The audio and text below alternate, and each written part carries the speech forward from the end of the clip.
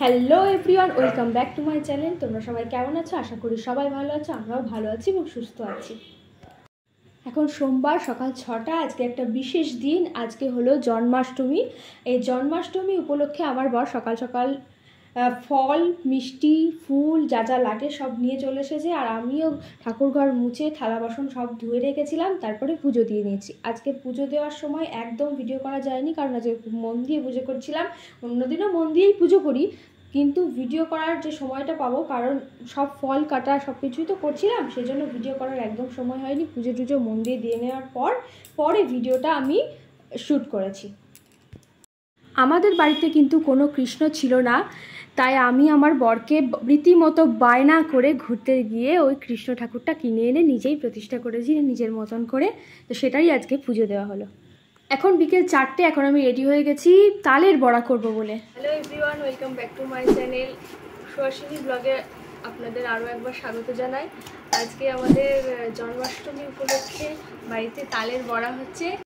এখন কিন্তু আমি রেডি হয়ে গেছি তালের বড়া তৈরি করার জন্য। যদিও আমি তালের বড়ার কিচ্ছু জানি না, শাশুড়ি মা আসবে, এসে সব দেখিয়ে দেবে। এইগুলো আমাকে দেখিয়ে দিয়ে গেছে যে এইভাবে ঘষো। এখন ঘষছি। শাশুড়ি মা না আসলে আমি কিছু করতে পারবো না। দিয়ে পর্দাটা দিতে হবে।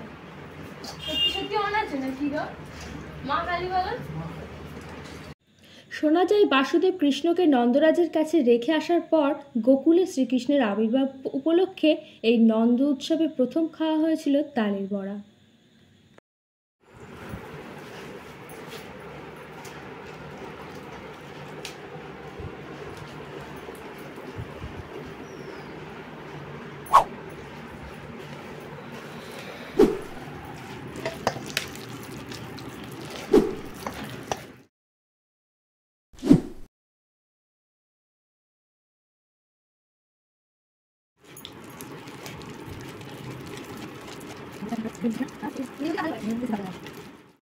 জন্মাষ্টমী পুজোর রীতি শুরু হয় সূর্য ডোবার পর। এদিকে তাকাও, এদিকে তাকাও। তুমি কি করছো বলো? আমি এই দুটো তাল খোসাগুলো ছাড়িয়ে নিয়ে তালগুলোকে ঘষছি। কেন আজকে কি? আজকে জন্মাষ্টমী উপলক্ষে তালের বড়া হবে।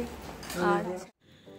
ভোজন, পুজো, মধ্যরাতে উপবাস ভাঙার পরের দিন পালিত হয় নন্দ উৎসব। এই দিন গোপালকে 56 পদে ভোগ দেওয়ার নিয়ম। শ্রীকৃষ্ণের এই অতি প্রিয় খাবারটি সকলেই প্রায় ভালোবাসেন। ভালোই হয়েছে। ভাদ্র মাসে জন্ম হওয়ার কারণে পাকা তাল শ্রীকৃষ্ণের খুব প্রিয়।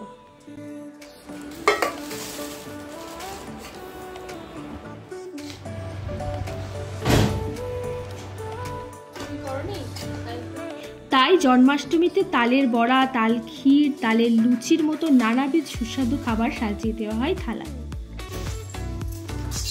তালের বড়া তৈরি করতে করতে শাশুড়ি মার পুরনো দিনের গল্প, বিয়ের আগের গল্প শোনা হয়ে গেল। এবার আস্তে আস্তে আমি তালের বড়াগুলো ছেড়ে দিচ্ছি আর শাশুড়ি মা ভেজে নিচ্ছে। এইগুলো হচ্ছে সব কিছু নিরামিষ। এই নিরামিষ ওভেন, সমস্ত পাত্র আছে নিরামিষ। সবগুলো এখানে ভাজা হবে না, কারণ এখানে ভাজা সম্ভব নয়। শুধুমাত্র প্রসাদের জন্য যেটুকুনি দরকার সেটুকুনি আমরা ভেজে নিয়ে উপরে চলে এসেছি পুজো দেওয়ার জন্য।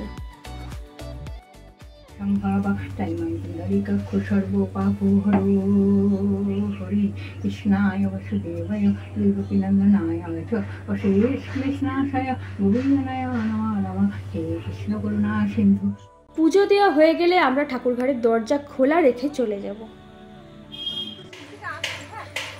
সারাদিনই কিন্তু প্রায় আজকে টিপটিপ করে বৃষ্টি হয়েছে। বাকি তালের বড়াগুলো আমি ফেলবো, মানে গরম কড়াইয়ে আমি ফেলবো, আর আমার বর ভেজে নেবে। আমার লোকটা কিন্তু এই ব্যাপারে খুব ভালো, কোনো কাজের হেল্প চাইলে মোটামুটি করে। এখানে তালের বড়াগুলো আমি একটা একটা করে ফেলে দিয়েছি। আমার বর এবার ভাজা হয়ে গেলে মোটামুটি করে ওগুলো তুলে নেবে। আমরা দুজনেই কিন্তু তালের বড়াতে আনাড়ি, তবু দুজনের মধ্যে দুই আনাড়িতে তর্ক চলছে। ও বলছে এটা নয় সেটা হবে, আমি বলছি এটা নয় সেটা হবে। যেহেতু আমি নতুন, তাই একবারে তালের বড়া ফেলে ভাজা আমার পক্ষে সম্ভব হচ্ছে না। আর শাশুড়িমার বিকেলবেলা খুব খাটনি হয়ে গেছে।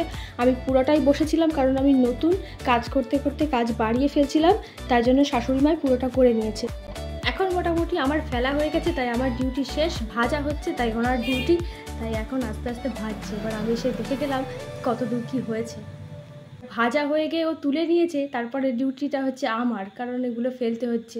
এবার শাশুড়ি মা দেখতে আসলো আমরা দুই আনাড়িতে কী করছি, আর শাশুড়ি মার সাথে আমি একটু খুনসুটি করছিলাম। মাঝে সাঝে এগুলো চলে। এই যে আমাদের তালের বড়া, এখনও এতটা রয়েছে, এটা আবার কালকে হবে। এই শাশুমা,